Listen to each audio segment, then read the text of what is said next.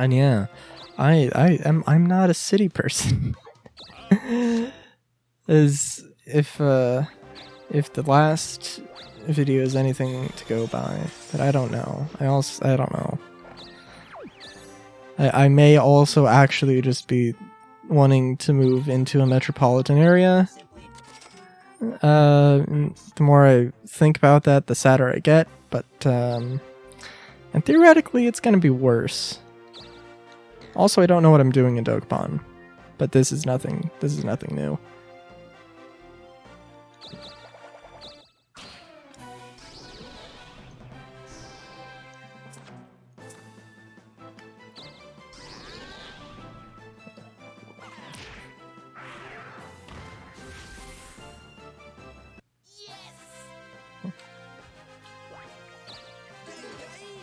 So I love that face. No. Are you sure you don't want to change? Yes. I think I fucked that up. Well, yeah, I fucked that up at some point.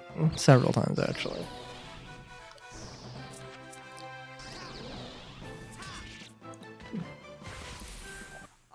Yeah.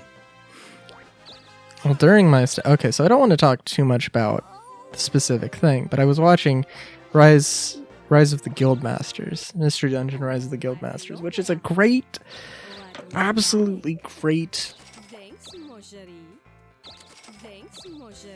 tabletop show that's on the YouTubes and on the Twitch. I haven't watched a live game yet because I'm still catching up.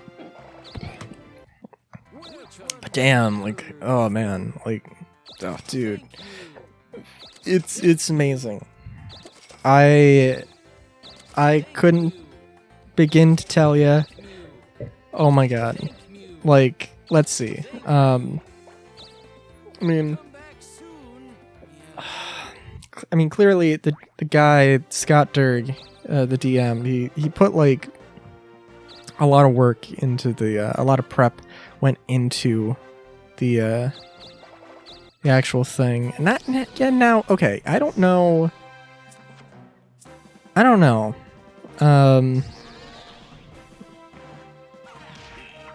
Sorry. I don't know if that's necessarily exactly how I would want to do a game, because like, okay, and now granted, the way that I'm like, there's one really big campaign I want to do, and I mean, the way I have that sorted is I have all of the things in my head. I've got a loose idea of what I want to do, but I also want to have player input for a lot of things. So hell, actually, I want to stream it as well, so maybe even viewer input as well. But like, you know, I don't like putting that much time into a game. I feel like I get it, but also like, and actually, and it's not bad. It's definitely not bad. It's just like, oh my god, that's crazy.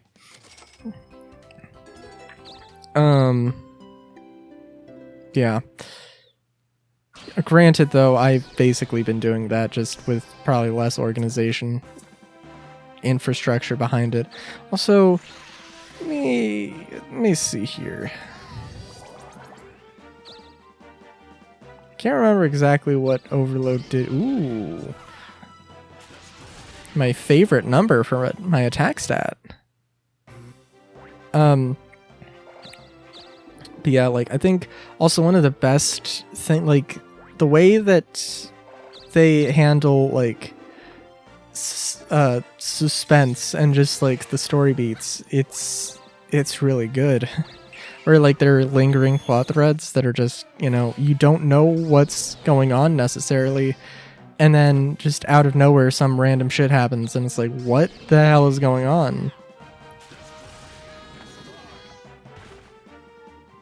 Now, oh, I wanted to use 999 attack in order to beat this robot's ass. Ah, shit. Oh, this robot stole a town. Oh, that's unfortunate. Well, I mean, I guess the Robo-Assassin didn't lose it. You know, if the Robo-Assassin took control of it, that would be scary. But yeah,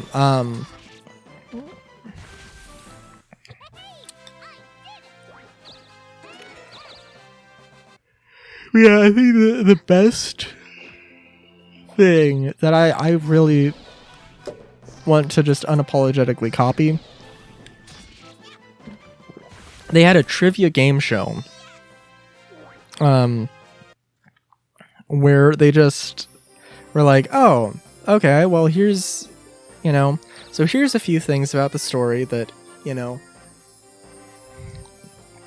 gonna ask you some trivia questions about it. I'm gonna ask the players some trivia questions about it, and to see if they're right, if they've been paying attention to the story, and otherwise inform them of some story beats that they did not know before. And also catch viewers up on it, and maybe the viewers did not maybe you missed something, especially if you're like me and watching VODs, and desperately wanting to do other things while watching the VODs. But yeah. I think obviously the best part of that episode was like the last question, where it's like, okay, you've got